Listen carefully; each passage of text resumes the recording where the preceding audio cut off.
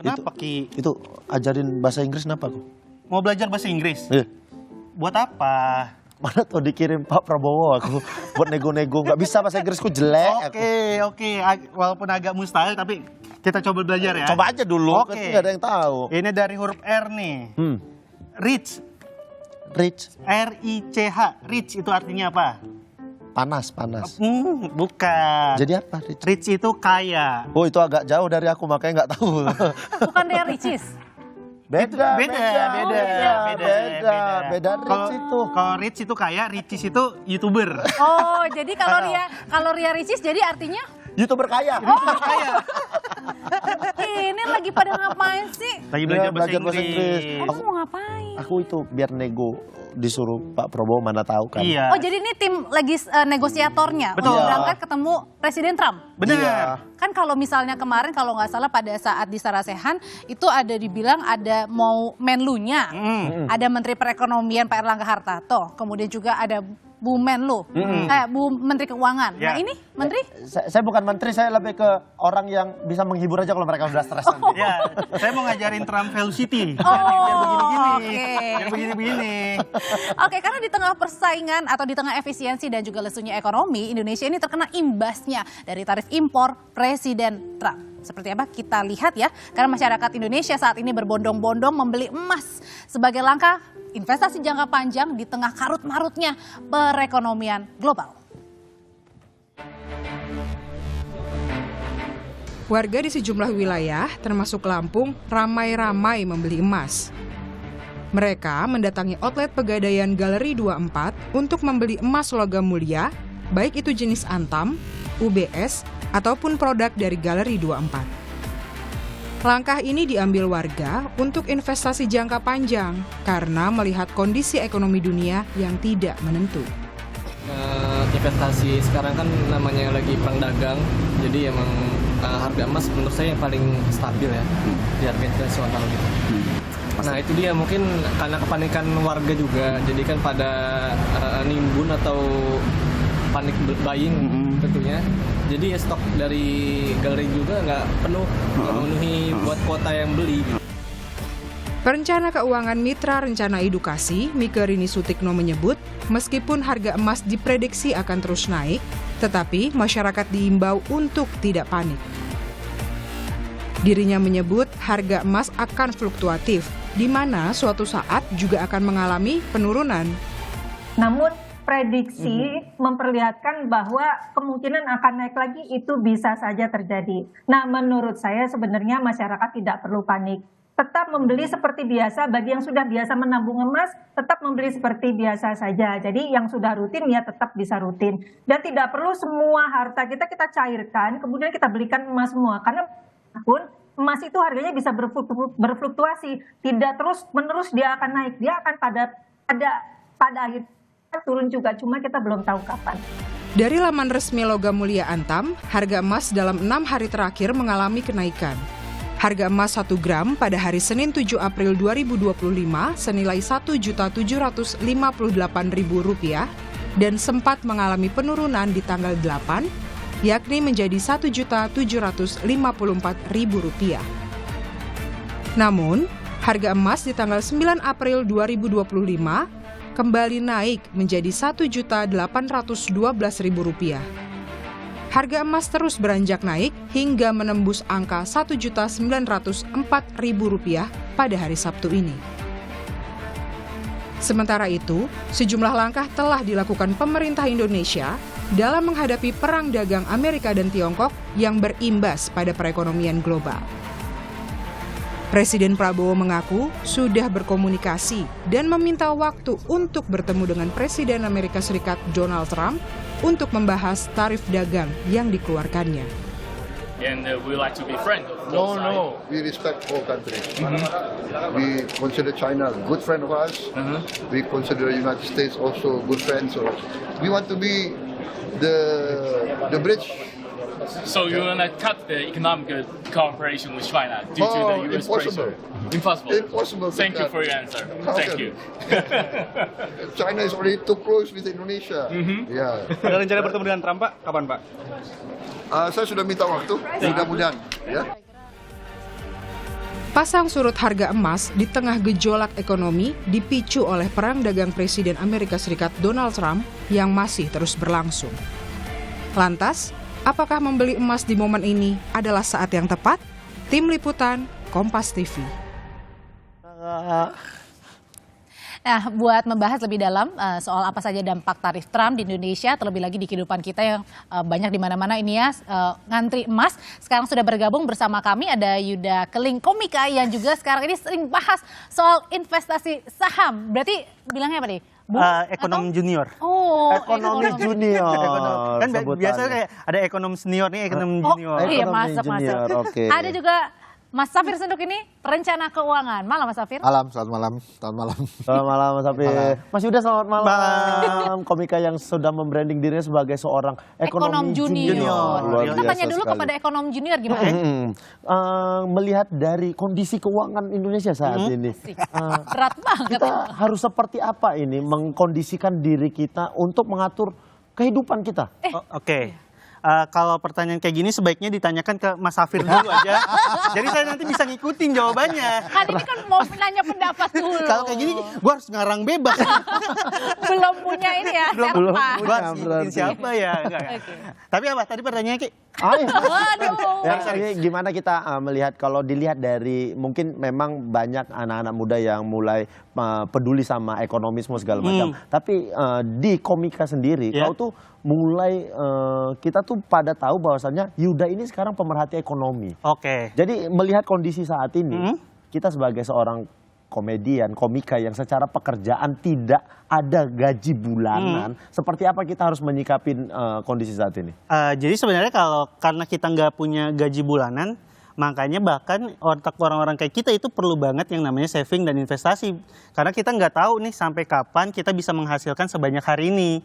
Biar waktu nantinya kita nggak menghasilkan sebanyak hari ini, kita nggak terlibat teman kita minjem duit kemana-mana. Oke. Jadi kita bisa punya uang untuk menghidupi kehidupan kita, bahkan di saat-saat nantinya uang kita nggak lagi memproduksi uang sebanyak hari ini gitu sih Ki. Oke. Jadi malah buat orang-orang yang freelance kayak kita emang penting banget perencanaan gitu. Oke. No. Sebenarnya bukan hanya seorang freelancer aja ya. Sekarang kita pun sebagai karyawan swasta juga pun semuanya ketar-ketir sampai memborong beli emas tuh Mas Safir. Sebenarnya apa sih yang terjadi saat ini?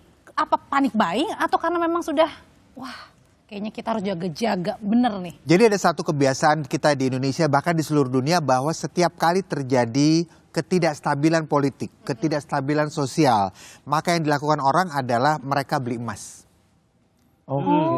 Itu tandanya. Ya, itu tandanya mereka beli emas dan seringkali ini diasumsikan apa yang terjadi kemarin tarif lah dan lain sebagainya oleh masyarakat itu diartikan sebagai ketidakstabilan, sedikit kekacauan ya. Akhirnya apa yang terjadi orang beli emas dan yang terjadi 2-3 hari kemarin orang benar-benar FOMO, fear of missing out, takut ketinggalan. Antrian-antrian yang terjadi itu adalah karena orang takut ketinggalan dan sekarang banyak pertanyaan orang adalah ini beli apa enggak ini sekarang nih buat yang nggak ikut antrian, beli apa enggak ini harganya udah tinggi banget gitu ya. Udah 1,9 ya hari ini. Iya, 1,9 dan saya selalu bilang gini, ada dua macam orang yang beli emas. Pertama orang beli emas itu karena dia pengen jual beli. Oke. Dia pengen beli sekarang kemudian dia mau jual lagi nanti itu pertama. Atau yang kedua dia beli emas untuk tidak dijual lagi selamanya. Ya, ada Itu tipe kedua. Jadi dia nganggap emas itu kayak apa namanya store value asset. Jadi rupiahnya di convert ke emas ya sudah itu aja kekayaan saya dalam bentuk emas gitu ya. Karena kan susah juga kalau misalnya mau dibalikin lagi ya Iya. uang kayaknya. Nah saya selalu bilang gini, kalau misalnya Anda beli emas tujuannya untuk store value asset untuk tidak dijual lagi selamanya, beli aja harga berapapun. Oke. Tapi kalau untuk ditradingkan beli emas untuk dijual lagi, jangan masuk sekarang deh. Kenapa? Nomor satu harganya udah tinggi. Emang emas bisa turun? Bisa turun ya.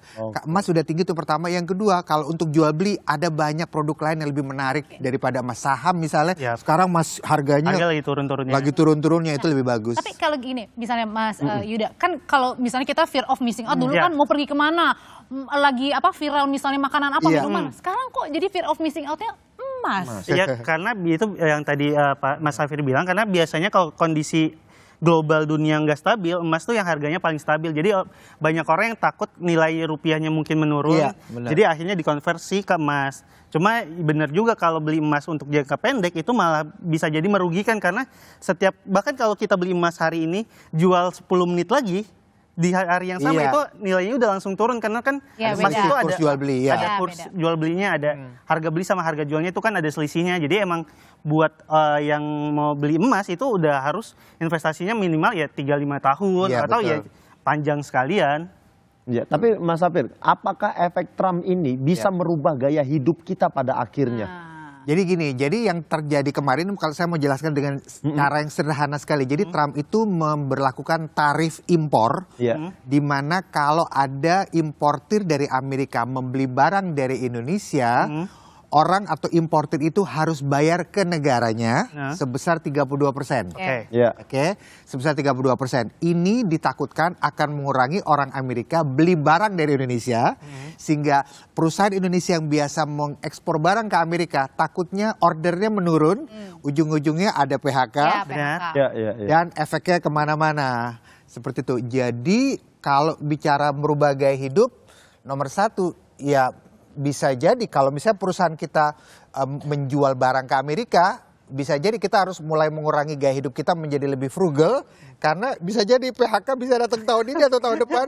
Ya. Kecuali kalau perusahaan kita gercep cari order baru dari negara lain. Ya. Oke. Atau ini juga karena kemarin ada perang tarif kan jadinya sebenarnya situasi globalnya jadi nggak menentu. Iya, iya. Rupiah kan melemah terus. Iya. Kalau rupiah makin lama makin melemah itu kan artinya untuk banyak produk harganya akan meningkat di sini. Betul. Kayak misal bahkan untuk jangankan ngomongin sepatu atau barang elektronik yang memang diimpor dari luar, tapi kayak tempe itu kan kedelainya dari Iya. impor juga. ya. Jadi bisa Iya. jadi gaya hidupnya berubah karena cost produksinya jadi akan jadi jauh lebih mahal, Iya. harga ke konsumennya jadi jauh lebih mahal juga. Dan satu lagi Audrey, satu lagi, ketika orang Amerika mengurangi beli barang dari Indonesia, maka dolar yang masuk ke Indonesia akan jadi lebih sedikit. Ya. Dolar yang lebih langka di Indonesia akan membuat harga dolar lebih mahal, sehingga mereka yang biasa impor atau Ya. beli barang dari luar negeri akan bayar lebih mahal. Lebih mahal.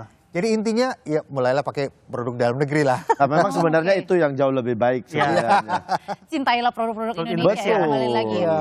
Nah kalau kayak gitu gimana caranya kita nih harus menghadapi ini? Oke kita nggak boleh panik, tapi gimana caranya juga kita bisa survive? Kan nggak tahu kan kapan tadi kita terkena dampaknya. Apakah sekarang atau mungkin memang sudah di depan mata? Tetaplah bersama kami.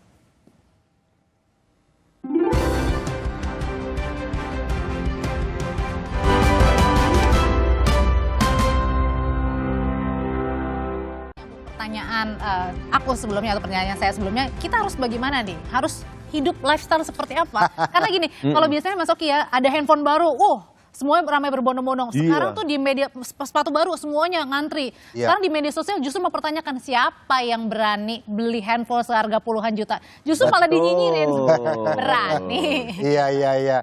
Jadi nomor satu, COVID kemarin itu kalau aku bilang sih itu bikin orang jadi lebih nyadar tentang pentingnya melihat atau mengubah gaya hidup mereka menjadi lebih benar, termasuk soal keuangan. Iya, benar sih. Nomor satu, tidak lagi sembarangan beli hanya karena kita punya duit. Yap. Ya. Itu pertama. Nomor dua, lebih hati-hati lagi ngambil sesuatu apapun yang kredit jangka panjang. Ya, saya tidak ada masalah dengan perbankan, banyak teman-teman perbankan, teman saya juga. Tapi harus diakui produk kredit jangka panjang itu agak berbahaya kalau dalam kondisi seperti sekarang. Contohnya beli rumah. Apapun itu ya, apapun itu. Dan Aduh, deg-degan nih saya. Mau beli apa Mas Oki? Ngomongin rumah tuh barusan. Aduh. Apalagi kalau misalnya kita seorang penghasilan freelancer gitu. Iya. Ya, atau kita seorang karyawan sekalipun, mungkin kita lagi happy-happy sekarang, tapi kita nggak ada yang tahu. Enggak juga sih deg-degan. Tahun depan bisa jadi Iya. kita di PHK Iya, loh. iya, iya, iya. Dan kenapa produk kredit itu kita harus lebih berhati-hati gitu ya? Karena yang namanya produk kredit di perbankan atau di pembiayaan gitu, kalau dia belum lunas dia belum jadi milik. Oh iya. Sementara kalau misalnya rumah, kalau kamu beli tanah gitu ya, ada uangnya buat beli tanah, ya beli tanah dulu gitu ya. Iya. Belum punya uang untuk bangun, toh tanahnya udah jadi milik kamu gitu. Iya. Tapi kalau kamu produk kredit, kalau kamu dari 15 tahun, kamu sudah bayar 12 tahun, kurang 3 tahun, kamu nggak bisa bilang ke bank bahwa kurang 3 tahun nih, boleh nggak? Nggak Iya, bisa, iya, belum jadi milik gitu. Iya. Jadi please hati-hati. Ya. Hati-hati. Saya boleh ngubungin istri saya sekarang juga nggak? Udah kandung, udah terlanjur. Tapi bukan berarti nggak boleh, cuma hati-hati lah. Mulai Gimana jangka pada panjang. akhirnya jadi harus memperhitungkan dengan baik. Betul. Apapun betul. itu. Kalau memang bisa ya silahkan. Iya. Tapi dengan perhitungan yang matang dan Betul. nggak boleh yang langsung ini ada uang nih, Permata. udah nih ayo Iya, gitu, kayak iya, begitu. betul. Kalau kayak gitu Mas Yuda, bisa nggak sih kita bilang kalau dulu kan pandemi COVID ya, ini karena masalah kesehatan Iya. gitu ya. Nah bisa dibilang nggak ini merupakan ya apa ya, bukan COVID tapi kayak semacam ya pandemi dalam artian yang lain nih, harus kita aware banget nih saat ini ngitung-ngitungnya.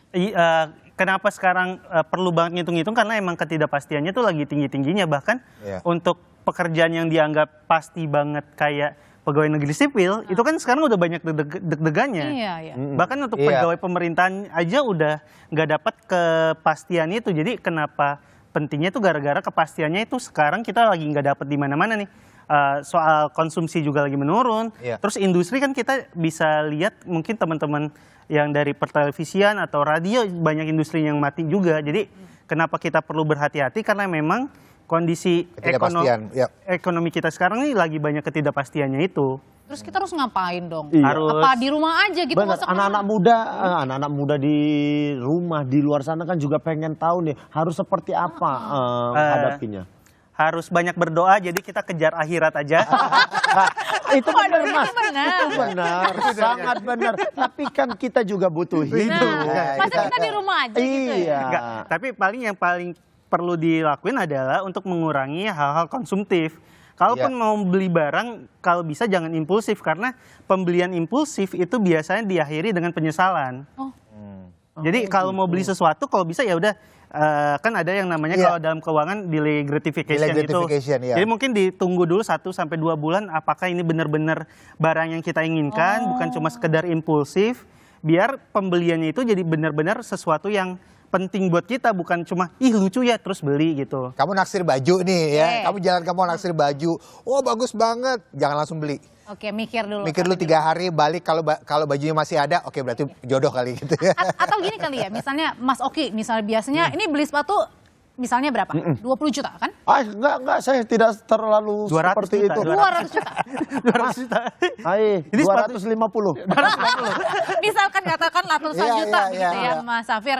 Apakah kita harus yaudahlah jangan misalnya 250 juta Iya. atau 2.500.000. Iya. Yaudahlah nolnya digelindingin aja. Jadi gini, pandemi kemarin mengajarkan kita untuk bisa melakukan efisiensi dan Iya. punya keahlian dalam Tapi melakukan nampaknya kita lupa efisiensi. sekarang. Nah, cuma efisiensi itu ada berbagai macam cara. Salah satu caranya adalah nomor 1 adalah pertimbang. Ada beberapa barang yang mungkin bisa dipertimbangkan tidak beli baru, tapi beli second. Oh. Iya. Ya kenapa? Karena terutama ketika kita beli baru tersebut, dia sudah pasti dia menurun misalnya. Ya, ini saya kasih contoh nih. Kayak mobil dong kayak gitu. Ya saya kasih contoh misalnya buat yang seneng jam tangan Oke. gitu ya. Beberapa merek tertentu ketika kita beli udah pasti dia nilainya turun. Ya udah beli second aja.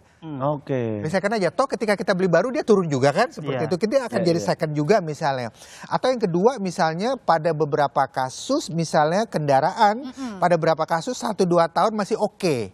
Yang umur 1-2 tahun masih oke. Tentunya sekali lagi lihat mesin segala macam. Ya, ya. Itu cara pertama melakukan efisiensi.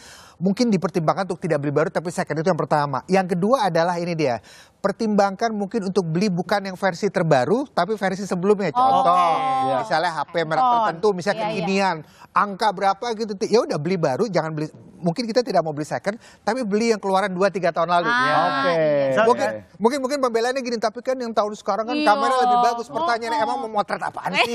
Emang mau dipotret kamu mau ya, cetak billboard gede-gede kan enggak. Gengsi. Tuh, nih istriku denger tuh. Nah ya, saya bukan ngatain istri saya sih. Aduh, kelewatan nih saya.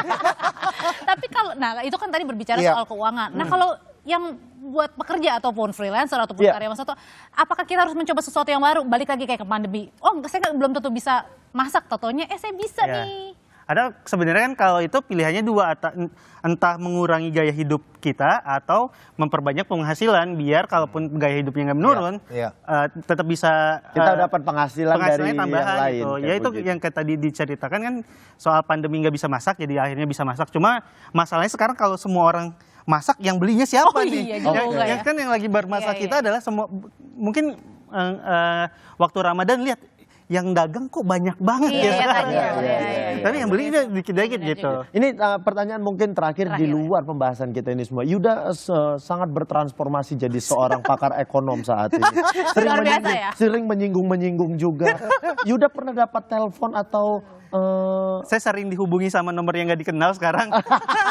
Untuk minta pinjaman. untuk minta pinjaman? Mudah-mudahan Oke. kita bisa mengatur gaya hidup kita di tengah kondisi Harus. yang lagi tidak stabil saat ini, supaya kita bisa tahu bahwasannya kita masih bisa hidup untuk beberapa Iya. tahun ke depan Iya. lagi dengan kondisi yang stabil untuk keluarga kita. Amin. Itu sih. Terima kasih Mas Afif. Terima kasih. Terima kasih. Terima kasih Mas Oki.